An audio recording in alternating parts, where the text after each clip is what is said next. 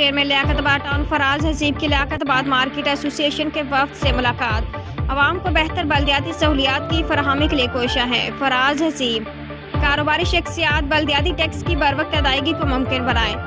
کراچی آل لیاقت آباد مارکیٹ ایسوسی ایشن کے عہدیداران نے چیئرمین لیاقت آباد ٹاؤن فراز حسیب سے ان کے دفتر میں ملاقات کی۔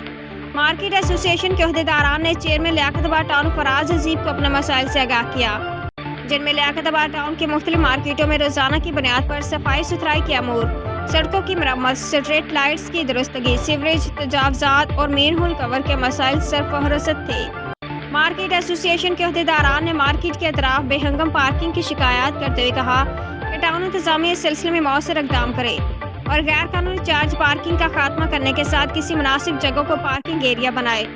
چیئرمین فراز حسیب نے مارکیٹ ایسوسی ایشن کے عہدیداران کو ان مسائل کے حل کی یقین دہانی کرواتے ہوئے کہا کہ بلدیاتی سہولیات کی فراہمی ہماری ذمہ داری ہے اور ہم عوام کو بہتر بلدیاتی سہولیات کی فراہم کرنے کے ساتھ ساتھ عوام کو درپیش مسائل حل کرنے کے لیے کوشاں ہیں۔